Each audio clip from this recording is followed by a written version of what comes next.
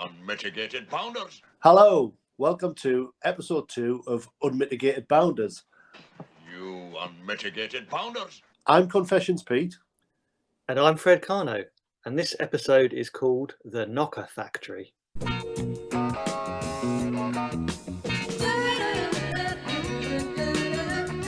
Oh, cop a load of that, eh? What a knocker factory. So, have you heard the news, Fred? The big news of December is that the Confessions films are being shown on television for the first time since the late 90s when Channel 5 showed them. And they're on Talking Pictures TV, one a week, right up till Christmas Eve. Surely they've been cut to bits. No, apparently not. Apparently, Talking Pictures themselves said they're unedited. So all bums and boobs are intact. And I think there might be one or two front bottoms as well. Yes, brief glimpses, I believe, yes. So, unedited and X-rated in all their glory. The Confessions films are returning to our screens. This is a monumental occasion, and it's absolutely appropriate that we mark it with the second episode of our podcast. Exactly. So what we're going to do today is just present a little beginner's guide to the Confessions films for you to enjoy. Almost like a virgin's guide. Well, exactly, yes. Like Timmy Lee is in the first film. Not for long.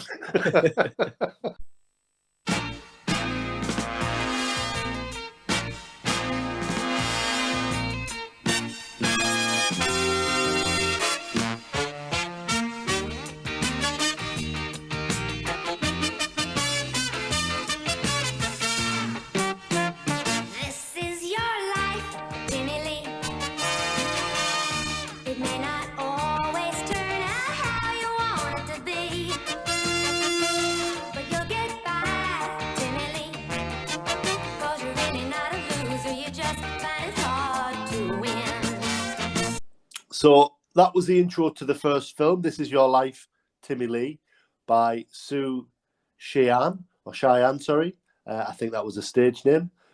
We both agree that that's an extremely iconic moment in the film, and that theme tune is now a collector's item. I think it's actually a that scene of him on his bike going on his window cleaning rounds is one of the iconic scenes in 70s British cinema. I think it beats Michael Caine, Get Carter, You're a Big Man, Be Out of Shape. I think this beats that. Yeah, definitely. It sums up the 70s. Yes. In the Britain in the 70s, definitely. Forget Alex and his droogs. I'm not interested. I want Robin Askwith on a bike being chased by, to repeat his joke, which he repeats himself quite often, Inspector Morse and the Jag. So, just a little bit about the Confessions films. They tell the tale of the hapless Timmy Lee, memorably played by Robin Askwith. In each film, as per the title, Timmy embarks on a new vocation, a new line of work, seamlessly sort of linked to the previous one, whilst concurrently getting into various romantical scrapes, which often involve an angry husband just around the corner. Of course, you have to have the angry husband. It wouldn't be a Confessions film without the angry husbands. Oh, there's a wide variety, isn't there, in all the films? I think Bill Pertwee with his javelins up there. Yes, I think he is the archetypal 70s sex comedy angry husband. Hey, you didn't have my squeegee, did you? Yeah, by the way, what time does your old man get back? I don't want to be here when he... You! Me? Oh, no! And the thing about the 70s sex comedies is that the husbands are always punching above their weight with their wives. They're always married to dolly birds, half their age. Yeah, well, and a bit more, I'd suggest. Although, then again, you watch these films and you think, oh my God, he's ancient. Someone like Bill Pertwee or something. And we'll look it up. And he'll have been about 34, something awful like that. So you've got Bill Pertwee, Bob Todd. Well, going back to what I find at my age, I'm middle age, shall we say, I find I'm watching films now and thinking, good God, that guy's younger than me there. When you start seeing people like, you know, Bill Pertwee and Frank Thornton, and they're actually younger than you, you think, oh God, I'm getting old. It will be a dark day when you watch A View to a Kill with Sir Roger Moore and you realise that he's younger than you. Exactly. Right. So, how did these films start then? What they started as books, didn't they? Yes, they did. So, extremely successful book series, quite prolific. The first one, I believe, was published in 1971. Allegedly autobiographical, and the author is Timothy Lee, our hero Timmy Lee, and the novels are in, you know, from his perspective. They're actually in the present tense, which I find a little bit unnerving. That's not my thing at all. Yeah, it's a bit jarring when you read it, because there's not many books written like that, is there? With good reason, I would suggest. Yeah, definitely. Yeah, I mean, it does. Yeah, I've got some crime books which are like that, but it doesn't work for me. However, I have got some sad news for listeners. There is no real Timmy. There is no real Timmy Lee. He's a bit of, I suppose he's a bit of a Santa Claus figure from the saucy 70s. There is no Timothy Lee. The author was actually a man called Christopher Wood. We'll probably come back to. Just quickly, Fred, he wrote 19 books as Timmy Lee. And then sort of halfway through that spell, he changed publisher. And he did the latter half with a new publisher. But the original publisher took on a new writer, a science fiction writer called Lawrence James, under the pseudonym Jonathan May, and he wrote another 12. So lots of, to paraphrase the previous podcast, lots of source material in more ways than one. So there could have been 30-odd films, really, if you followed the books. If only. That's what I've got to say to that. And they kind of got, I mean, some of them are predictable, like, you know, Confessions of a Lorry Driver, which you can see what's going to happen there. But then there's the one that always fascinates me is Confessions from a Haunted House. Yes, that would have been. Now, I'm in agreement with you. We've discussed this previously.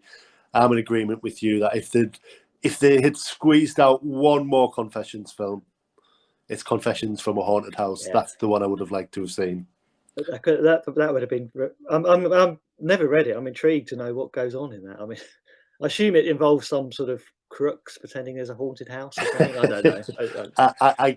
Well, just quickly, and although this is a beginner's guide, so we're probably veering into a specialist interest territory here, but there was a mooted, and we'll come back to sort of the films that weren't made, but there was a mooted film, Confessions from a Haunted House.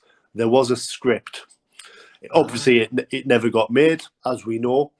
But then in about 1979, a new book, kind of out the blue, by Timothy Lee or Christopher Wood, was released, Confessions from a Haunted House.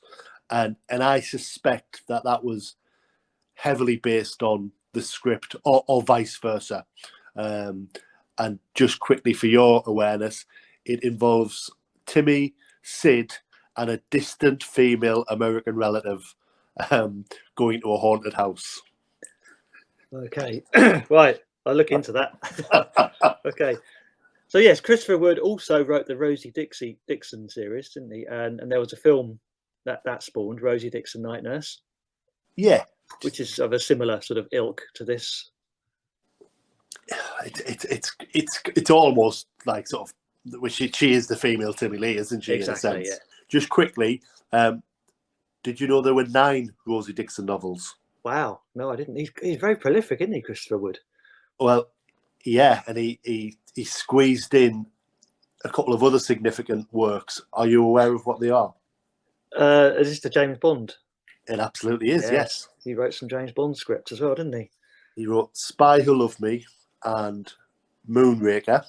And to anybody who knows those films, but maybe not so much the Confessions films, and is aware that they are very tongue-in-cheek. There's lots of jokes, and there's quite some quite rude sort of double entendre Yes. type jokes. It now, well, essentially that's why, and that wasn't an accident. These films, Confessions films, were hugely successful, and they decided that was the direction for Bond to go into. Well, yeah, I mean, it fit in with the era of the time, didn't it? Certainly did. Should we have a clip? Oh, hello. Oh dear. You better have a quick bath. Mum's almost got the meal ready. Thank you very much. Right. Oh, it's nice to have a manly appetite around the house again, isn't it, Avril? Yes, Mum. Avril's father had a lovely appetite until the sea took him from us. Don't expect you can remember him, can you, Avril? I remember some of his friends better, Mum. More, Mr. Lee. Oh, no, tar. No, thank you. Avril? No, thanks, Mum. Could you force down another eclair? Oh, yeah, smashing. Thank you. If there's anything you want, anything at all, you've only to ask, hasn't he, Avril?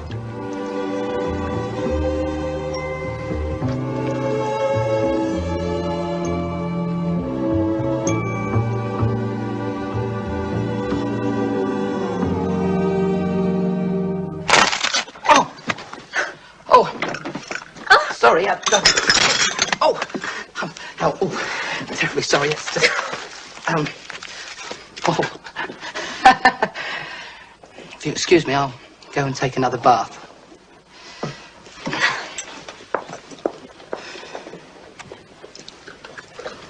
Funny boy. So legend has it that Greg Smith, the producer, Greg Smith, picked up one of these confessions books in a train station, thought, yes, oh, this is great, I'm going to make a film. And again, continuing that legend, apparently he got off the train, and before he left the station, he made a phone call securing the rights to the film. So easy in those days, wasn't it? You know, they've made a program about the making of The Godfather. Yes. Well, maybe they could make a program about the making of Confessions of a Window Cleaner. It'd be thrilling. Man gets on train, reads book, buys film. The end. So yes, he read the book, loved it, bought the rights. What do we know about? Well, we know that Robin Askwith played Timmy Lee, but what do we know about possible other casting options? Well, I think there was quite a lot of these films being made at the time, and I from what I understand, that all these sort of young up-and-coming actors were all going for the same parts. You know, so you'd get your Watermans, your Nicky Hensons, your Richard O'Sullivans, all up, you know, for these roles. Yes, because they're all of a similar ilk, weren't they? You know. Yeah, there's a bit of a sort of scene, wasn't there? Almost sort of a Withnail and I type actor set. But I think you know something about who almost did play the lead role.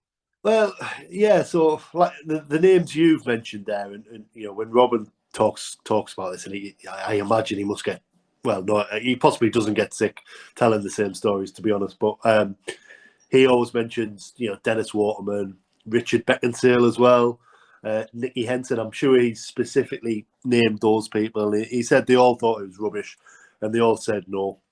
But on the archives of the late producer Michael Klinger, who was definitely involved, his papers and items relating to his career are kept in a university archive somewhere, and there's an index of them online, and there's some scans, and there's a contract drawn up for Robin Nedwell to play Timmy. Oh wow, Robin Nedwell, another Robin. Yeah, and you know, there is a possibility they just got the wrong Robin. Yeah. Sent it to the wrong Robin, yeah.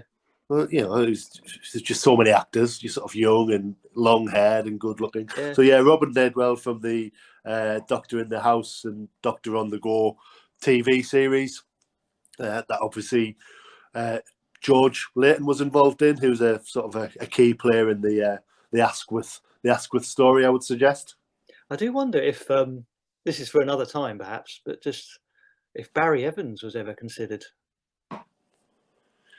Yeah, but we'll never know, I guess. But he must have been vaguely considered at some point. Yeah, because he went on was to do the Adventures films, which are, you know, often cited as, you know, direct rip-offs. yeah, by the people who made the Adventures. To be fair, yeah, I mean, he was hot property, wasn't he? He came up. Somebody asked a question at the most recent Robin Askwith George Layton gig about Barry Evans, and I mean, I won't go into it here. Probably not appropriate to do so, but George Layton gave some fairly specific and sort of quite sad sort of insider knowledge or perspective on Barry Evans. I think quite a troubled man. And yeah, absolutely, we need to come back to probably an overview of Barry Evans. Exactly. At some point later. Okay, so first film gets released, Confessions of a Window Cleaner. With perhaps the wrong Robin cast in the lead role. No, I'm only joking. Obviously, it couldn't have been. It couldn't have been any different. So released in '73. We've got Robin as Timmy Lee. Tell us a bit about his brother-in-law. So yeah, the great things about the Confessions films is that as we go through the 4 films, it's almost like there's a bit of a soap opera going on with his family. Yeah. So you've got Tony Booth as his slightly sleazy brother-in-law. What are you trying to do? Ruin me? One broken window, one bucketed traffic warden threatening to sue, and now you tell me you lost your squeegee. Must have dropped it under the crowd. And that's another thing. I pay you to clean windows. If you want to lie on the floor and look up skirts, you do it in your own time, right? But I told you it was shop. They were having it off in a window. So? Have you a sex hang up or something? No, but I thought she had 3 legs. He's married to Rosie, played by Sheila White, and they've got a new sort of baby. And they live with Mum and Dad. Mum and Dad were Dandy Nichols and Bill Maynard in the first film. And Dandy was replaced by Doris Hare for the final 3. Yes. But their interaction is brilliant. It's what makes these films quite unique. Is that the sort of family interaction. There's loads of great scenes with the family. What's left on the Pullman Express? Look nice over the fire, won't it? Look better on it. Who asked for your opinion? Now, don't you two start. No, hang on a minute. I've got some rights here as a regular rent payer. Rent? It doesn't even pay our window cleaner. Oh, give over, Dad. Sid's told you why he doesn't do our windows. Right, it's bad to bring your work home. It only causes trouble. You can't clean your own like a psychiatrist never treats his own family. No, I don't interfere in your business. I don't try and tell me what to do with my moose. Sid? Ah, come on. Dad, I was only kidding. I think he's great. Yeah, sure. We'll call him Clarence. Clarence? Good evening, Clarence. And what do you think of Dad? I think he's a stupid old git. You think he's a stupid old git? That's funny. Yeah, well, I still think you're nothing but a no-good sponger. Now, your dad didn't mean it. Say you're sorry, Dad. All right. I'm sorry. He said he's sorry, Rosie. It's not him. Well, I said I was sorry. It's not you. Well, what is it, dear? That bloody thing's leering at me. Hey, don't do that. You'll break his ankle. So the fantastic Lee family, and you're totally right. Those scenes with those wonderful artists just being absolutely sort of interacting brilliantly with each other definitely are the kind of the backbone of these films. And I think there's a very purposeful sort of sitcom feel, as well as the ongoing dramas, like you say. And to be fair, I don't think there's been a more dysfunctional family in any soap than the Lee family. Exactly. But there's almost a sitcom feel to it. And you know, Bill Maynard was famous in various sitcoms in the early 70s. Obviously, Doris Hare was on the buses, and she was actually, a bit of trivia, she was the second mother on the buses as well. Oh, right. Yes, of course she was. Yeah. But to be fair, I would say in both instances she's the second to play the part, but she becomes the definitive the definitive actor to play the part. I think so. I mean, Dandy Nichols is great, but she is very much in her in sickness and in health sort of mode, isn't she? Yeah, it's a bit, it's a tiny bit confusing with her and Tony Booth. Well, with the exact same family dynamic in terms of that he's her son-in-law. So yeah, it was no bad thing. I think that she stepped down from the role, as fantastic as she is. Exactly, yeah. So we have this film about a window cleaner, and I think this film has continued the sort of myth of the sort of randy window cleaner that's been around for years. I mean, it started with, or possibly before, George Formby with his window cleaning song, which is all about him, well, cleaning windows and looking through windows at people. Yes. And then when we've got this film, and then there was Sinbad in Brookside. So maybe this is the golden thread of light entertainment. Well, it seems to be a thing. It's window cleaners, milkmen, postmen. They're all sort of at it, aren't they? just this army of Randy Manuel workmen. Just looking to cause havoc.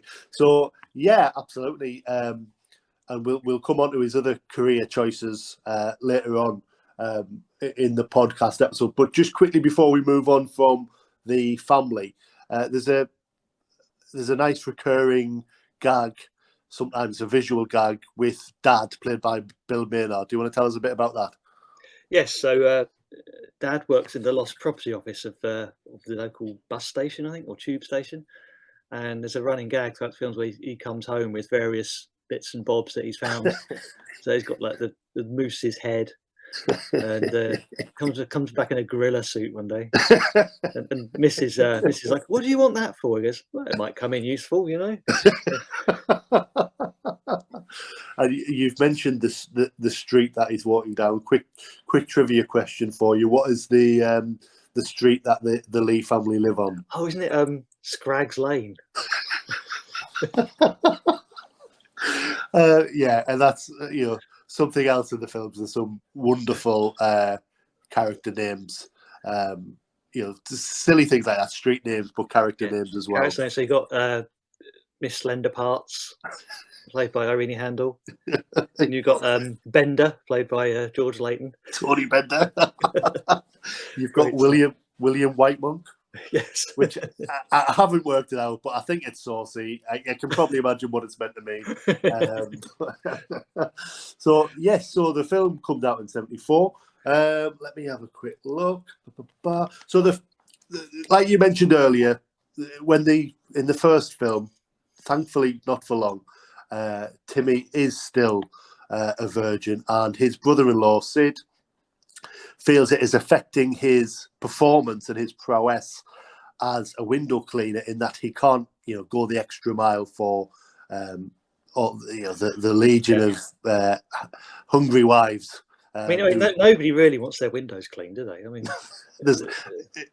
for a film about window cleaning, there isn't a lot of window cleaning goes on, and that window cleaning there is in it is of very poor quality, I would say.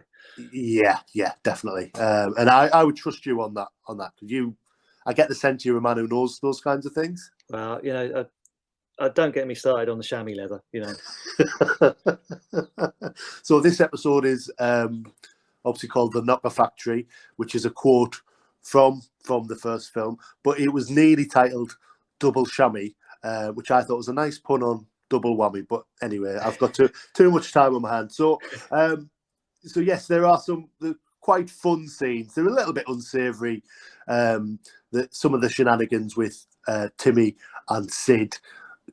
Sid's married to his sister, yet openly and freely sort of cheats on her in the name of excellent customer service. But he takes Timmy to see his cousin, who's called Lily Lamore, and he asks Lily to take care of Timmy's problem.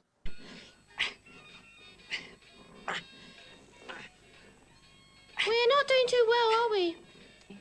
No. Would it help if I wore the light famous gear?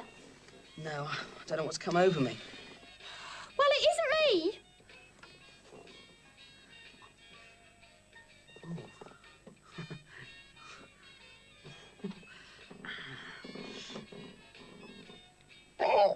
Now that's better.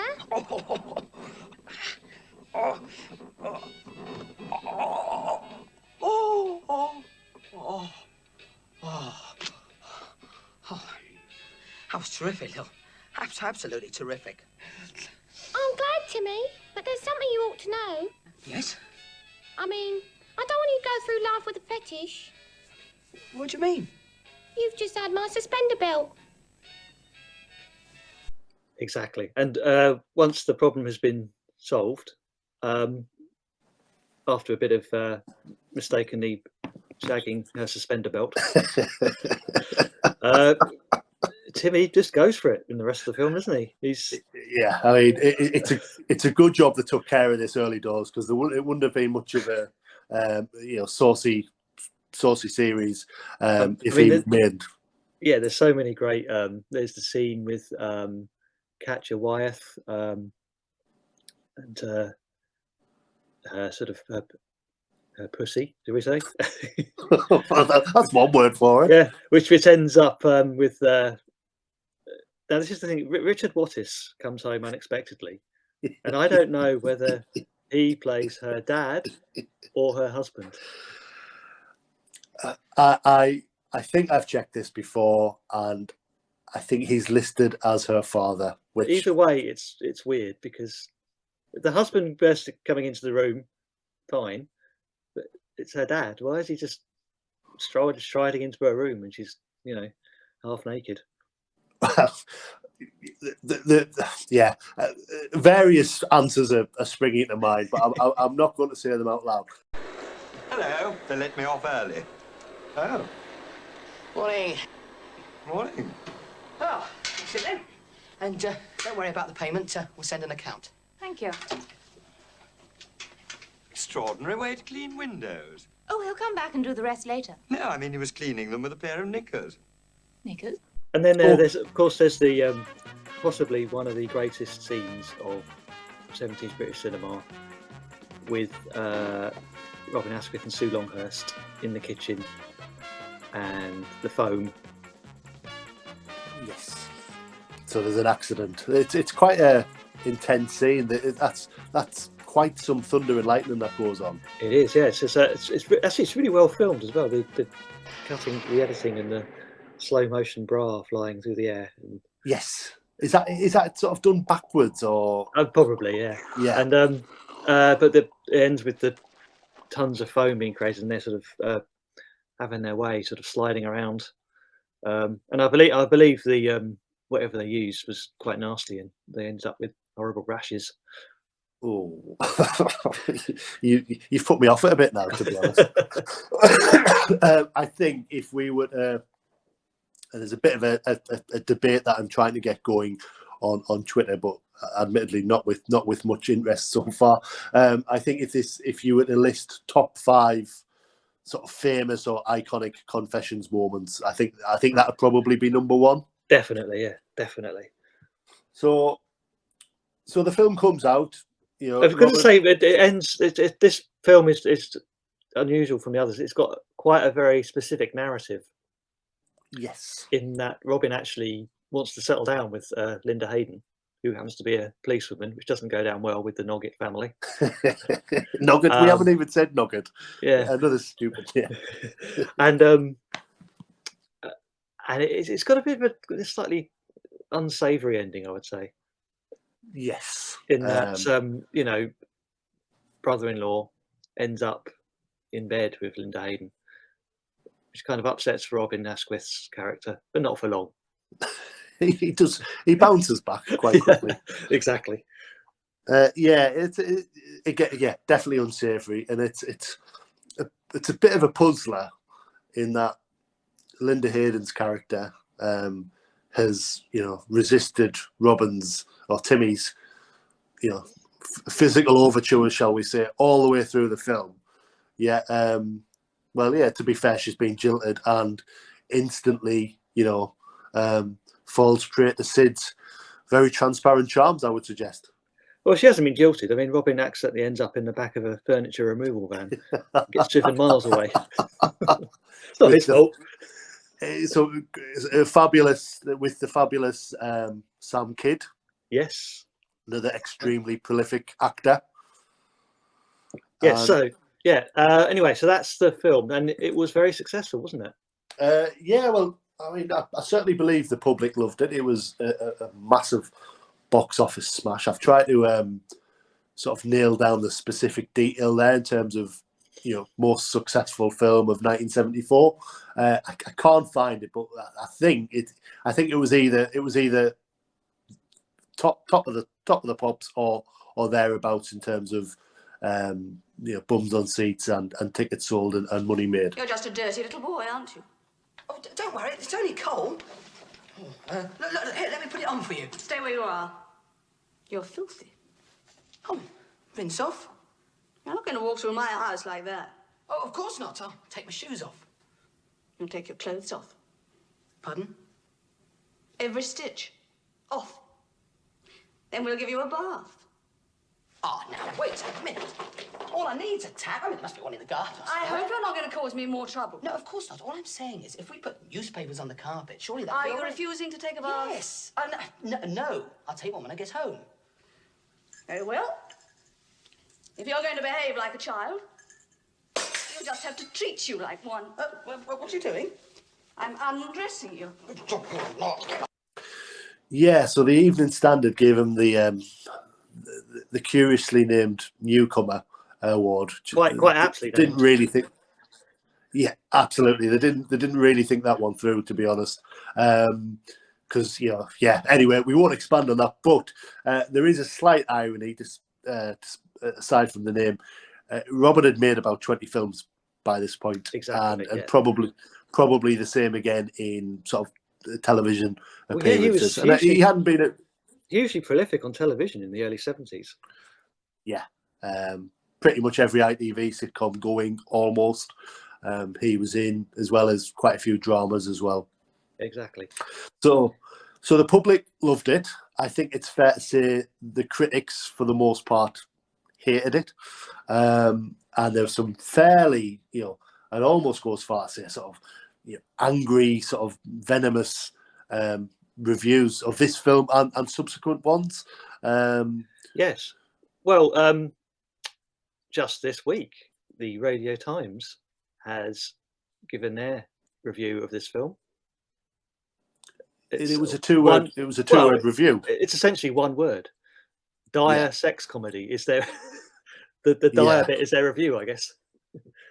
It reminded me of that scene in This Is Spinal Tap where they're talking about their album Shark Sandwich, and it gets a two-word review: shit sandwich.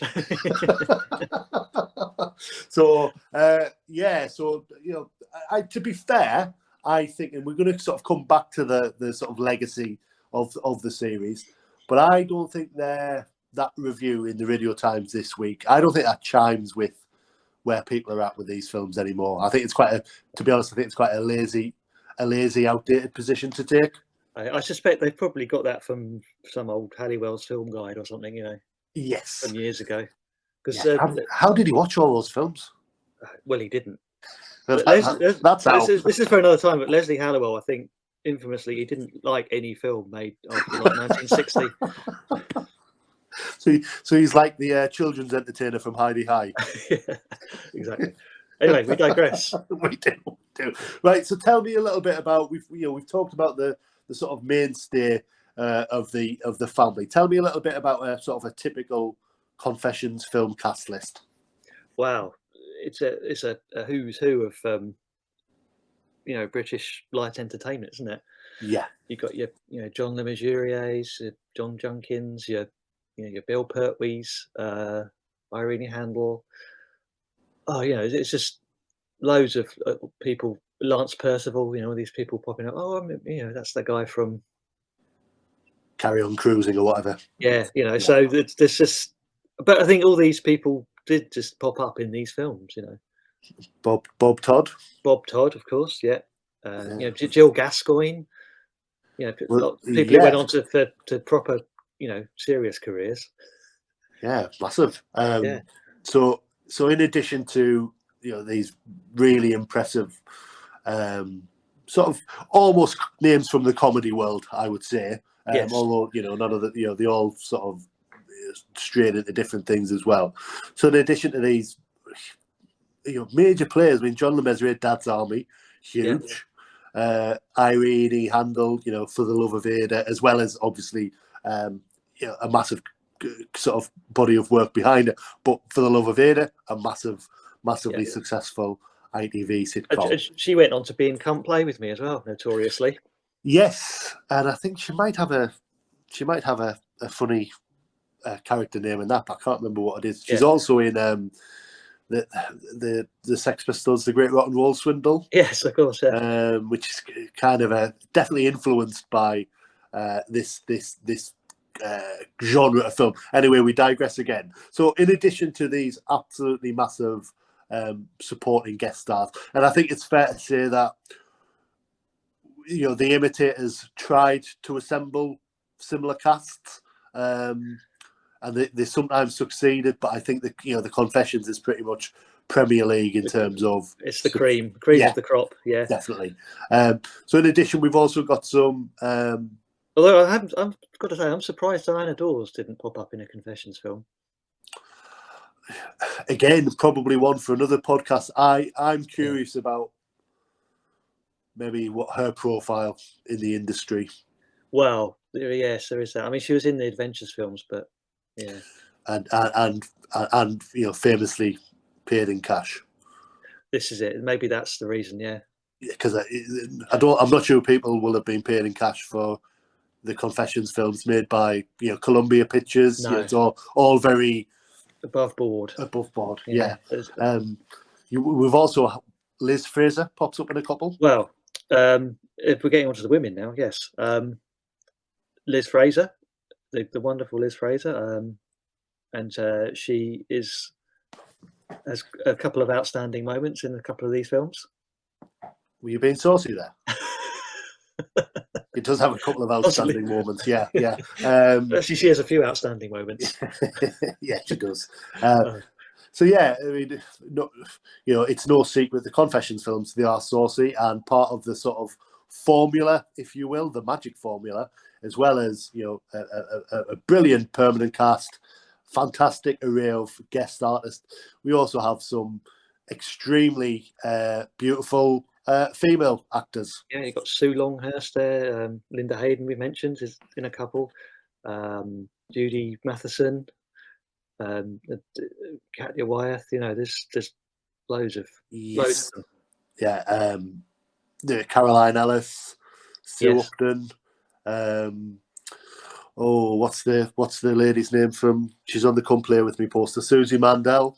Yes. Do you have a particular take on, again, the sort of the cream of the crop in terms of the female actors cast in these roles? Do they stand apart from other films, the Imitators? I think with the women, I think they did appear in more of these sort of films. Yeah, definitely. They were definitely doing the rounds.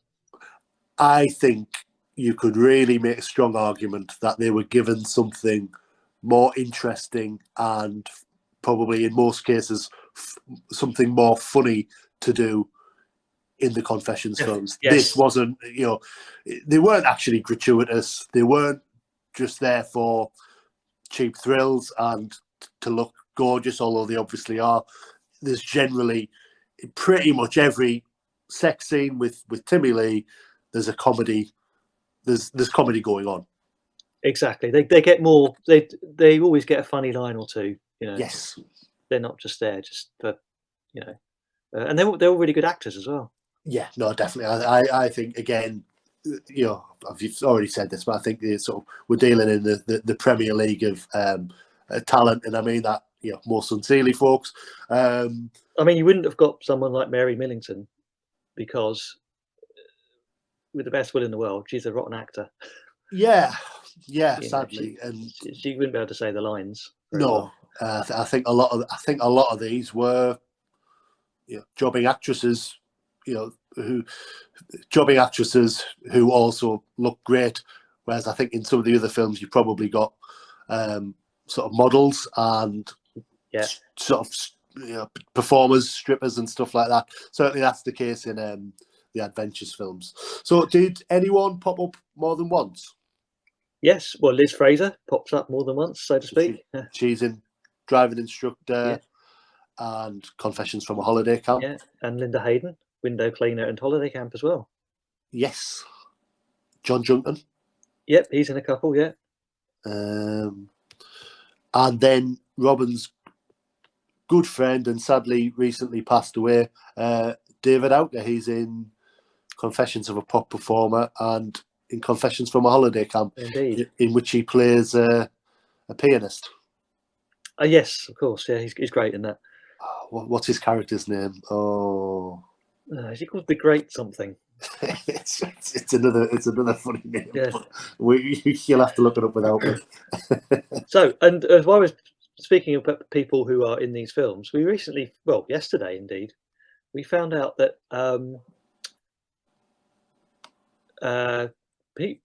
David McGillivray, who wrote films for Pete Walker and Norman Warren in the early 70s, horror film, and he's written a couple of sex comedies as well. I'm Not Feeling Myself Tonight, famously. Yes.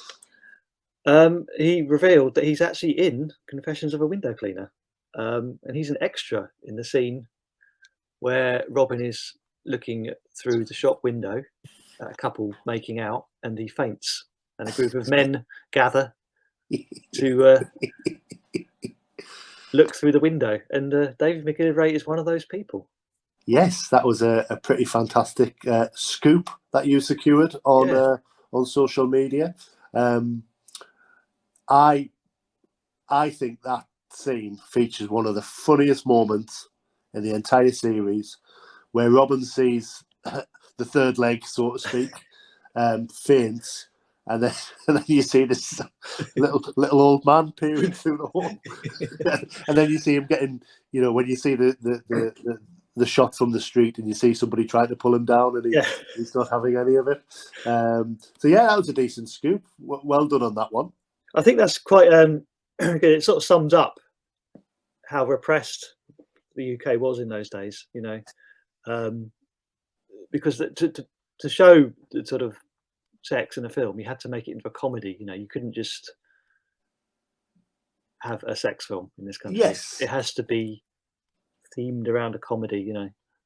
Yeah, and I would say with the Confessions films in particular, they took that was kind of what helped them get these films past the guards, but they kind of didn't abuse that, in that they set out to make funny comedies which weren't sort of just cynically more about thrills and spills, so to speak, with a few token attempts at being funny, but not exactly, not succeeding. They do it really well. So okay, so right, so the film's successful and they make another one. So what's the logical step? You finish your window cleaning business. What's the next step? Oh, well, there's only one thing for it, really. You set out to make it as in the world of pop management. Exactly. So, Confessions of a Pop Performer.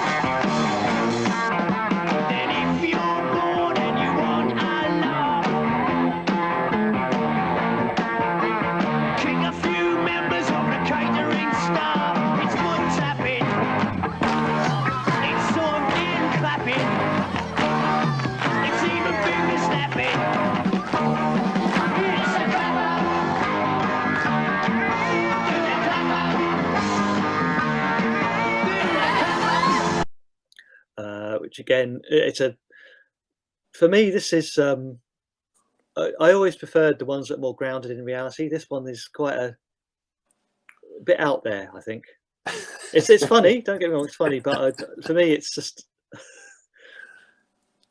So you like your you like your 70s sex comedies grounded in gritty realism. Exactly. Yeah. Yeah. Well, having said that, this is there's so much good stuff in this film. You've got we mentioned before Bob Todd and Jill Gascoigne. Bob Todd's the sort of Svengali figure, isn't he? Yes. You can sort of make or break the pop band. Yes. And by virtue of his wife, Jill Gascoigne, having had the full thrust of the Noggart-Lee partnership, shall we say, she leans on him to help the band make it big. So for people who haven't seen, Timmy Lee and Sid start managing a pop group hilariously called Kipper. And now, it is not often that I find myself forced to deal in the debased currency of superlatives. But these talented young men are undoubtedly bang for the hero. Happy birthday, darling. You know what I'm like, don't you? And I believe that your proven experience...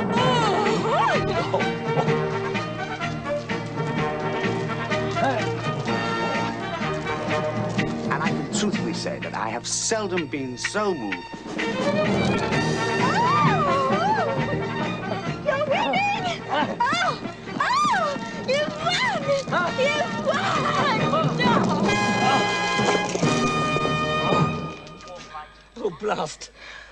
And I didn't have a bet on myself. And I am certain, nay, adamant, that you will wish to find an opening for them.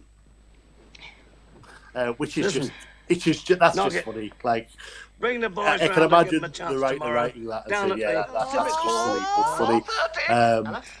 And then, by virtue of some slapstick shenanigans, Timmy ends up as the drummer of the pop band, with Sid as their sort of their sleazy manager, very much in the vein of what's that guy who managed Led Zeppelin, Peter something.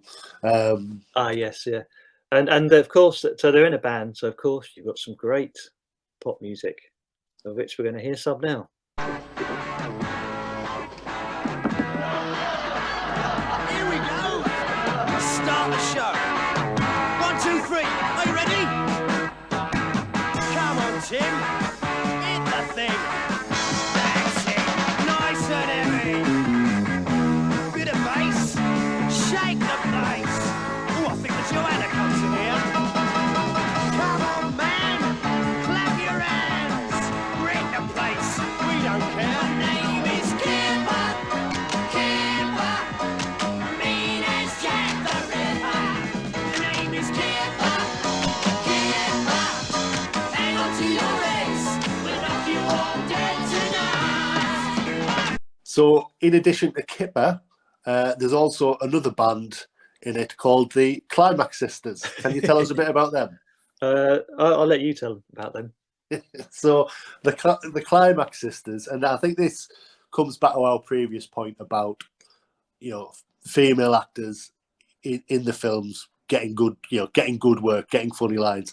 The Climax Sisters are played by Diane Langton and Linda Regan, and who were both almost definitely very young at the time, but they're basically playing a couple of, and to paraphrase Rosie in the film, a couple of old slappers, and they play hilariously. They've always got hairnets in and fags in the mouth, and they're full of attitude. They've also tried to impress the impresario, Bob Todd, and there's a scene where Sid knocks on the dressing room door and says, "Can I have a word?"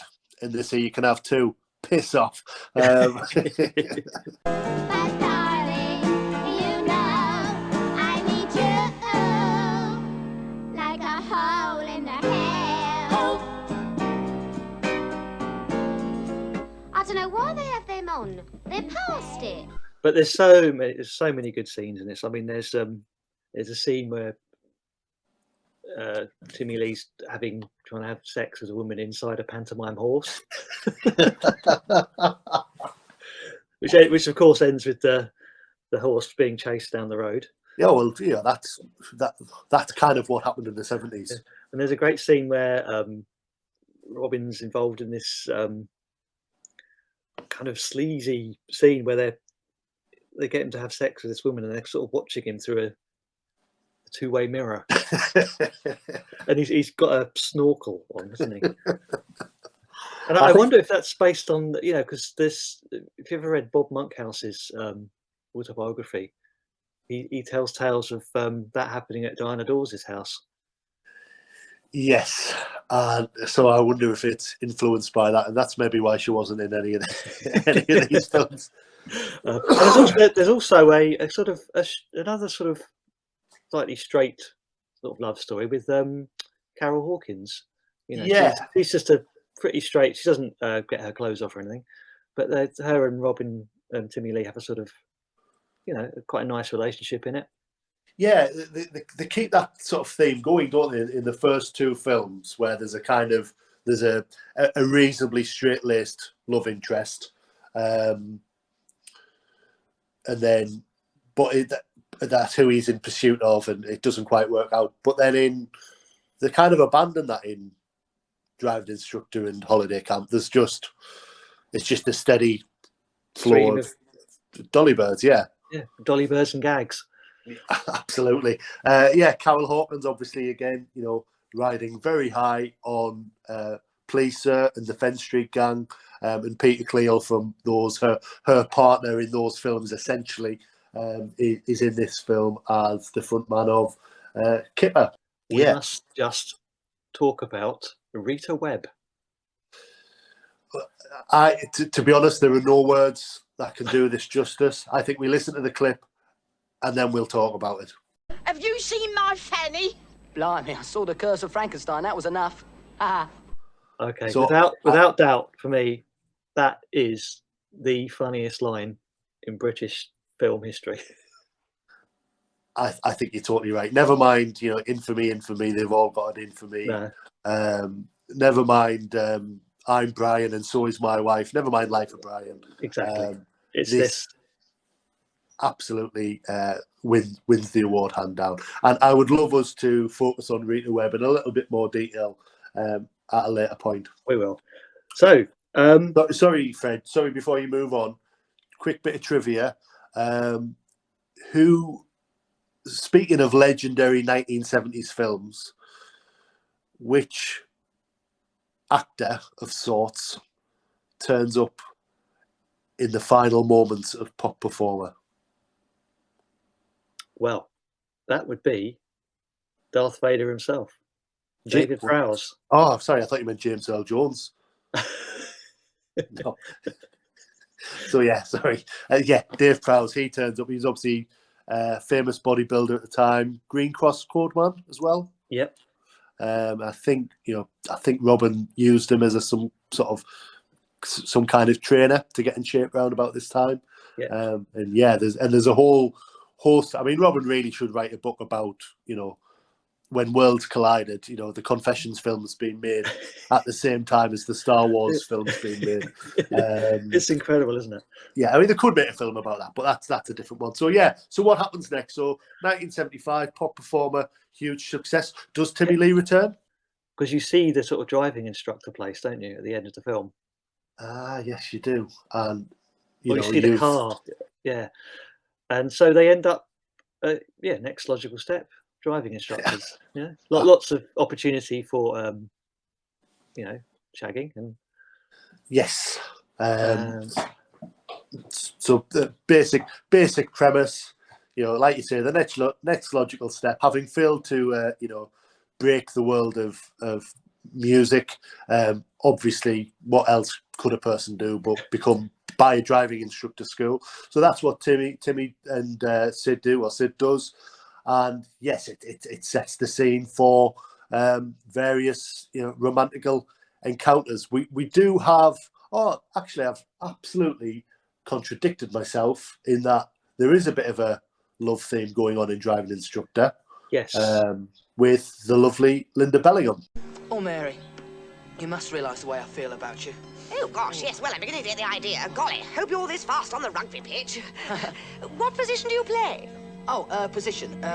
Inside right. No, that's not a rugby position. Oh, well, what about right inside, then?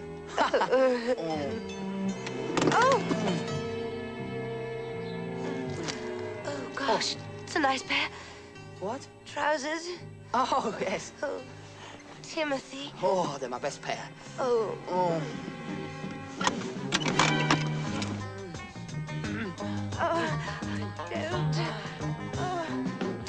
Don't what? Don't stop. Oh, what?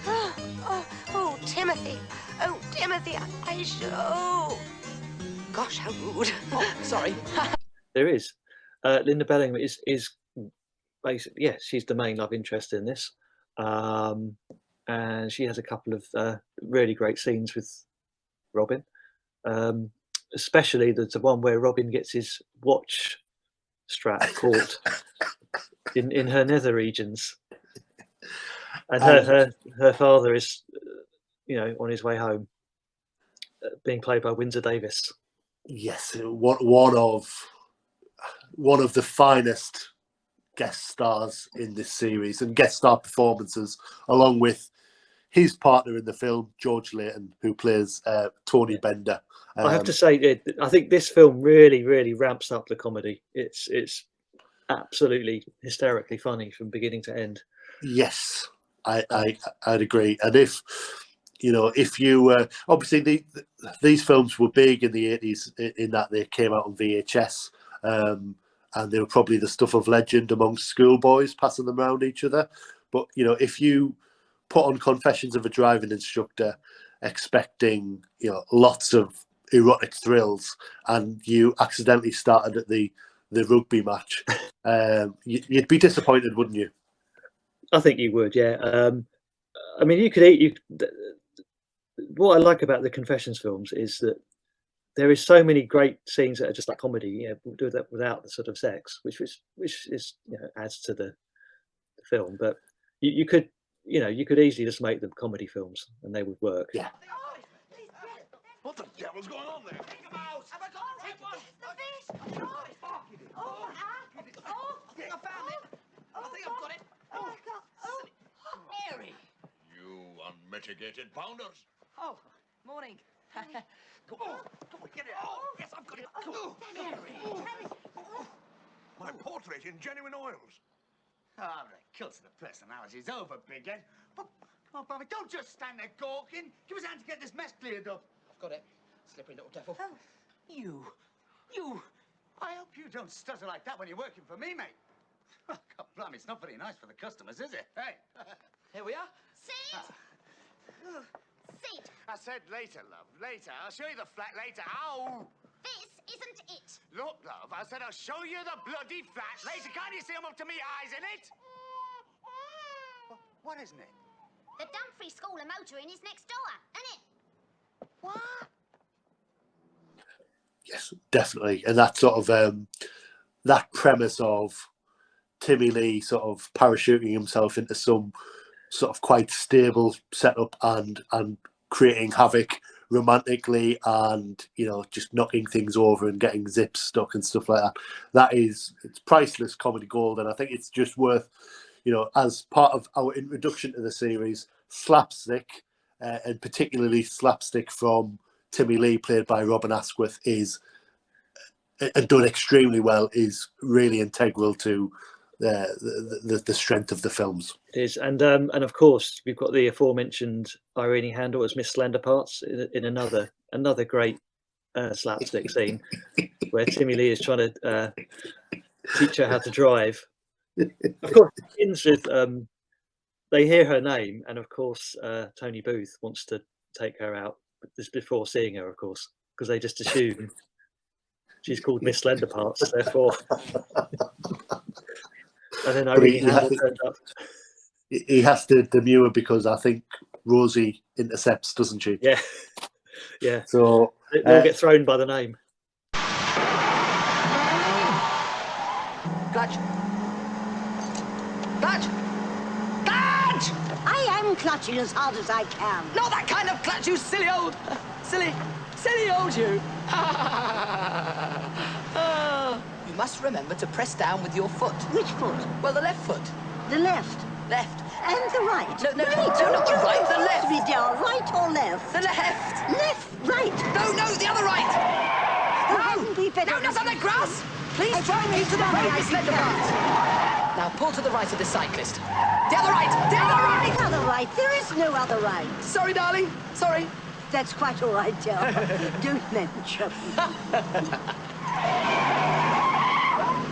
So there we have another legendary, and I would say again, top 5 iconic confessions moments. Definitely. Robin, Timmy teaching Miss Lenderpart how to drive in vain, I would suggest. And of course, this being a sort of car-themed film, you do of course get the scene where they're having sex in the car, and the car starts to sort of rattle and shake, and the mirrors spin round, and the aerial goes up and down, and the water squirts out.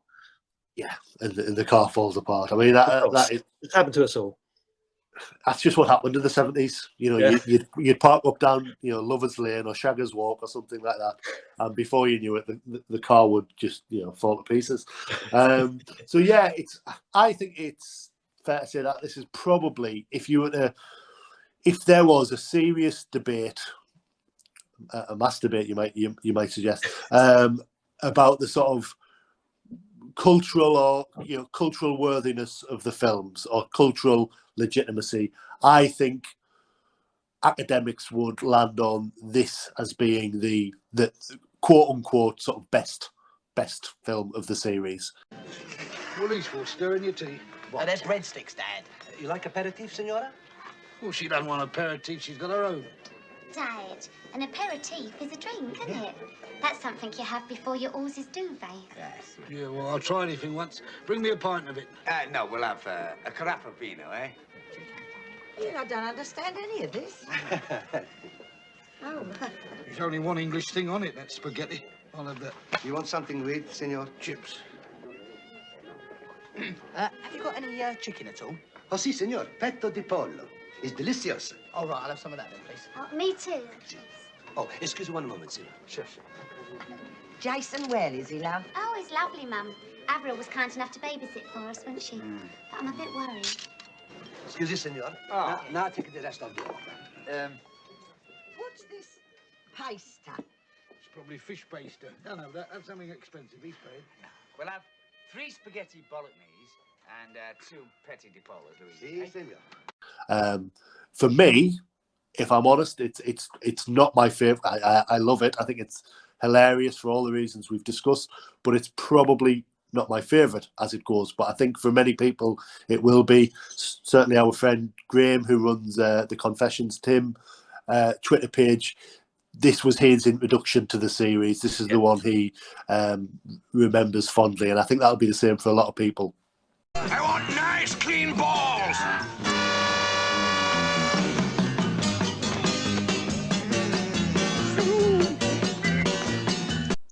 Well, speaking of favourites, my favourite is actually Confessions from a Holiday Camp.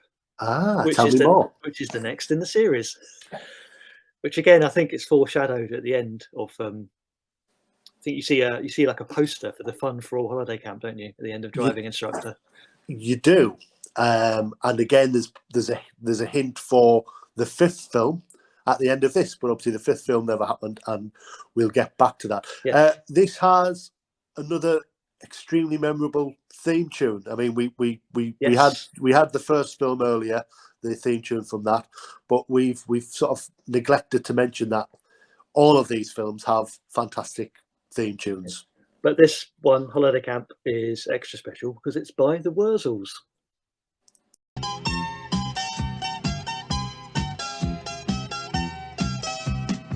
Last year we took a chance and went to Paris, France. But all they can and girls let us quite a dance. People is burgery, ain't all they seem to be. Cause when a girl says, no, she means war, wee wee. So give me England every time, my dear. Give me England any time of year. Come on, everybody, raise a cheer. Far and near. No, I love this film. It really does sum up the miserableness of 1970s holiday camps. and it was filmed in February, I believe, as well. Yes, And it looks like it. They're all dressed in summer clothes, though, of course.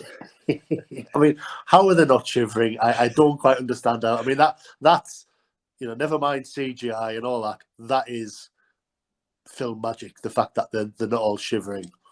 Exactly. I mean, and again, it's just out and out comedy in this one. So what's the premise? So, you know, another logical sort of career development. Yeah. So Timmy Lee and Sid Noggett are the sort of the entertainment officers of the camp, aren't they? Yes. And they've got Mr. White Monk, John Junkin, on their back, you know, trying to get them to do some work. Yeah, which, you know, so two things. The film starts and they are having the time of their life. I think it's fair to say. I mean, at one point, I mean, I know you said pop performer maybe veers into the fantastical, but at one point we see a young beauty peeling grapes and giving them to Sid whilst he's in a hammock. Well, it's feasible, I suppose. And I think he says you'll bruise Siddy Widdy's lips or something like that. I mean, it's ridiculous. So yes, they're having the time of their life, not doing a lot of work, hanging out with all these gorgeous women because, of course, the family aren't there and they are without a manager or an effective manager, and that's all about a change. There's no doubt about it, Timo. This time I've really landed us in clover. You and I've got a brilliant brother-in-law. Yes, Sid. But listen, shouldn't we think about laying on something? Relax, will you? Relax. The less we organise, the less we've got to do. We're on a cushy number here.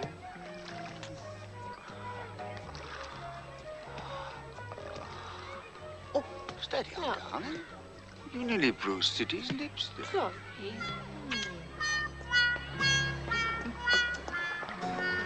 Hello. Oh, Lionel's coming, Sid. That'll be the day. What's up, Abner? I don't know, dear. Rumour that Fickle Jade has it at the camp has been sold. And you are wanted in the office immediately. Jerome. Sold? Exactly, yeah. And of course the family turn up. There's a great scene of them turning up and accidentally getting into a funeral car. Where Bill Maynard says to one of the mourners, "Lost your bees, have you?" And so there's some great scenes with them, and Bill Maynard's great in this as well. There's a great scene with him and Colin Crompton squaring up to each other. Colin Crompton from Wheel Tappers and Shunters Club, of course. Yes, he's another great addition to the team. And he, you know, Robin's tweeted about this. He gave him one of his trademark flat caps. Oh, okay, yeah. So Robin's still got that. And of course, Liz Fraser's in this one as well. Yeah, for an added injection of sauciness, she turns up as White Monk's extremely frustrated wife. I think it's fair to say. And it's one of my all-time favourite scenes where her and Timmy Lee are getting it on in the ghost train. Of course, the same time that Mum and Dad are going around on the ghost train. So you get these sort of flashing images of skeletons, vampires, then Liz and Robin sort of pulling weird faces. I love fairs. And I love affairs. No, your husband will be getting very, very anxious. Supposing I told him that you'd made a pass at me. He's insanely jealous. Oh, well, you wouldn't do that, would you? Not if you made a pass at me. No. Let's go in here. No, definitely. Ah! Mrs. Whiteman, I might lose my job. Oh, I'd rather you lost your clothes. Quick, take them off. I want to drink from the glistening chalice of your body. Oh. Would you call it mugging? Would you call it guffawing? Yeah. Would you call Gurning, it? I don't know. But in that scene, and there's another scene as well where they start to break the fourth wall, so to speak. Where there's scenes where Robin looks at the camera and gives a definite look, and sort of speaks to the camera. I think I don't think you're going to like this analysis, but I think that was a trademark of sort of mid-70s, late 70s Burt Reynolds films, which were extremely popular, and he broke the fourth wall in various films, and I suspect that's where that came from. And I think that would have been a really nice sort of thing to do more of in subsequent films, but sadly that never happened. I mean, obviously the first one starts off with him narrating, so that's kind of along that sort of lines, isn't it?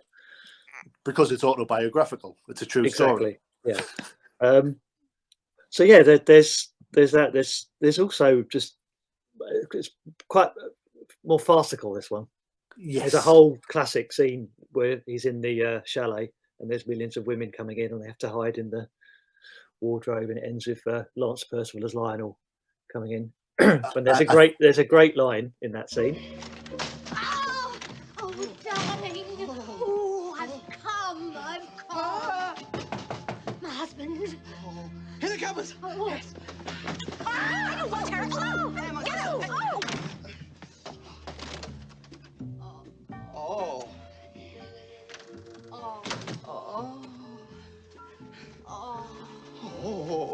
Oh, my petit chien. I've been so very worried about you. Why you do these things? Je ne sais pas. You need help. Oui. Oh, mon Dieu. That must be Mr. White Monk. Well, door the cupboard, quick. Timmy? Oh, no. You have been deceiving me.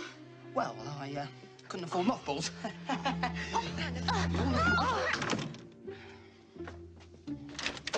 Now the time has come for me to make the stand. Oh, don't look at me, dear. Don't mock. Ever since you and that nugget creature came here, this camp has sunk into a mass of depravity. Look at this. Look at it. I've been hiding my lot under a bushel for too long. Yes, I should hope so too, dear. Mm? Oh, nothing else, just... I've been keeping an eye on you, Lee. I've got reason to believe that you are the phantom streaker. What? Me? Yes, you. Oh, and furthermore, you've got a woman in that cupboard, have you? Oh, no, that's just one of my... I'm warning you, Lee. I'm bent on exposure. Yes, I always wondered what it was. No, now look, Lionel, please. I've given my suspicions to Mr. White Monk, and he's going to come in a minute. Yeah, so stand aside. No, Lionel, please. I appeal to you. It'd be different if you did. Now stand aside. Don't do it over there. Just a few close friends I asked round for tea. So that there was a clip with Lance Percival as Lionel. He was the sort of contractually necessary stereotypical gay character or camp character. Camp character, yeah, exactly. And there's a lot more slapstick in this. There's Robin water skiing, which looks really dangerous and cold. And it ends. How else do you end a film like this? With a big custard pie fight, of course. Absolutely, and I think it's true to say that this is the film closest in spirit to its sort of spiritual predecessors, the Carry On films, which I think we need to come back to in a second. Can I just? I think we need to pay particular praise to Robin Askwith and Tony Booth in these scenes, in this film. I think they're sparring. I overuse that word, I know, but I think that's the best way for it. Their sort of comedy sparring, their timing with each other is at its absolute peak here. With Sid, it seems like Robin has finally, Timmy seems like he's finally sent Sid almost totally round the bend. Oh, God! Good morning. You all right, Sid? Of course I'm all right. Well, it's your face. It's, I'm smiling. Oh! The new Front for All philosophy demands a warm and happy smile for everybody from morning until night. 12 hours a day if necessary. Aren't you going a bit too far, Sid? But you heard what White Monk said, didn't you? Hey, flash your teeth, kid. The teeth, right? Then you divide the camp into foursome. Huh? Get them to play games against each other until they are so knackered. They don't want to complain about anything. Oh, my God. It's just going to be all go from here on in. Are we going to coax it? But I don't know, do I? But we're going to. Because I'm not interested in failure, Timo. No, But Master. I'll tell you something. If I lose this job, our Rosie's never going to talk to me again. I mean, she went spare when the driving school went bust. Oh, she's coming down, isn't she, Sid? Don't tell me. Yeah, and your mum, and your dad, and baby Jason. Oh, they chose the right time, didn't they? I'll tell you what, kid. I wouldn't even have invited them if I thought they were going to accept, would I? Don't you worry about a thing, Oh, Sydney. thank you. You can rely on me, mate. So there we had Booth and a masterclass in comedy acting from Booth and Askwith, I would say, from the fantastic Confessions from a Holiday Camp. And I think you can probably tell, listening to me and Fred, that it really is. It's definitely Fred's favourite, and it's frequently and often my favourite, although I do sometimes shift position on that between this and Confessions of a Pop Performer. So if we can just quickly go back to the point you just made about the carry-ons. So yes, yeah. I agree. These are definitely the spiritual successors of the carry-on films. It's almost a logical progression as to how the carry-ons should have gone, really. And indeed, which they tried to do. So Carry On Behind is quite a good attempt to, jazz things up a bit, I find. Yeah, I think Carry On Behind is a bit of a... I think that's where they get the balance definitely almost right. But then it goes tragically wrong with Carry On England, which was definitely an attempt to copy that sort of sex comedy formula. Yeah. But they kind of go a little bit of the way, but not quite. But there's definitely more boobs, to be really frank. Yeah. And they've gone with Patrick Mower as well, who's of that kind of, probably in that same actors group they were talking about earlier. Patrick Mower, he was yes, definitely. And he was sort of quite big news at that point in his career. So I imagine they made it worth his while. Yeah, and then of course we have Carry On Emmanuel, which we will definitely discuss one day. My favourite quote of yours about Carry On Emmanuel is that it's the best Carry On of the 70s. Now, I know you've been slightly controversial with that, just to wind people up, but it's definitely worthy of exploration. And of course, that was the ridiculousness of the Carry On films trying to cash in or catch up with this sort of commercial development by spoofing an extremely erotic French film. It's too ridiculous to comprehend, but it's definitely not as bad as it's sometimes made out to be. But we'll get back to that. So yeah, and obviously one more point: Kenneth Williams' bum is not a patch on Robin Askwith. No, and I think, and I'm not even sort of joking here, I think he suffered a lot with his bum and piles and stuff like that over the years, poor fella, as did Sid. And there is another connection. Robin was in Bless This House, the movie, which is almost essentially a Carry On film. It could be Carry On Family, couldn't it? Yes, exactly. He's playing pretty much a similar character to Timmy Lee, really, isn't he? Yeah, definitely. And then, and again, he's in Carry On Girls as Larry Prodworthy, another funny name.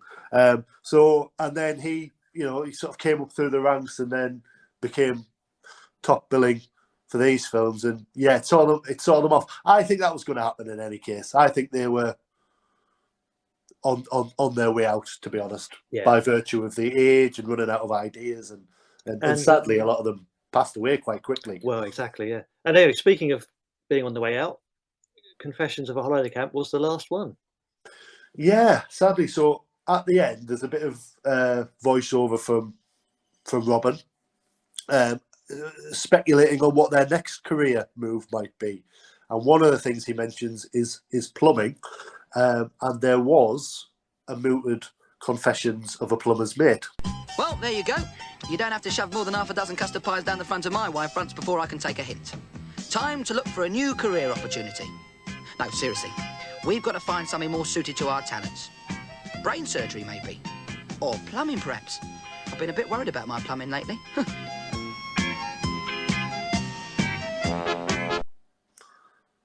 think that would have been a massive backward step, to be honest. But I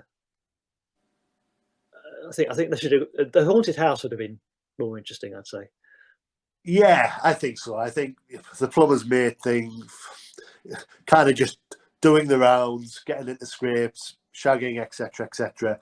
I quite like the fact that in Holiday Camp it goes beyond that sort of format. Yeah, exactly. And of course, the Adventure series got there first anyway. They did the plumber's mate. I don't know if that's why they did it, or it's just a coincidence.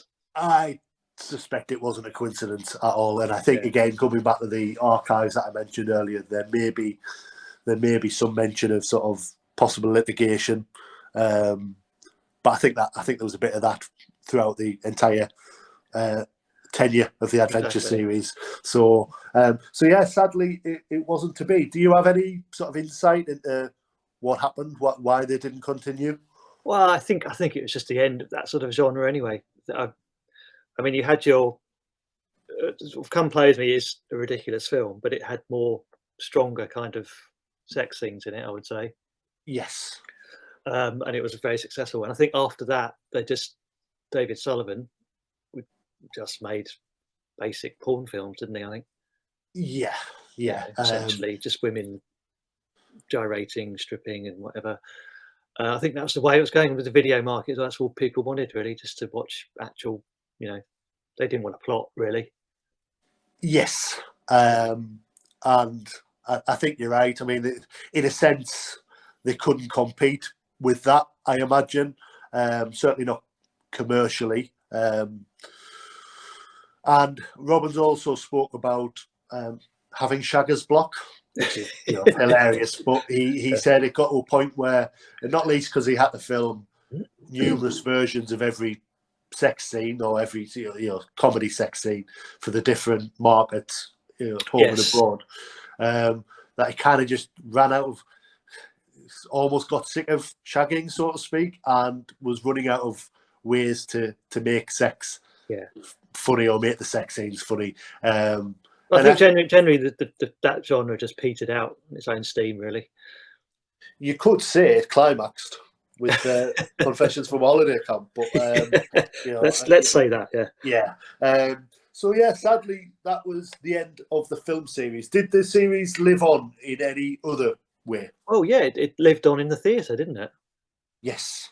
So Robin, pretty soon after this, decided to tread the boards, didn't he, and hit the road with the further Confessions of a Window Cleaner, which was hugely successful all around the world, wasn't it? Yeah, definitely. This country, New Zealand, Australia, South Africa.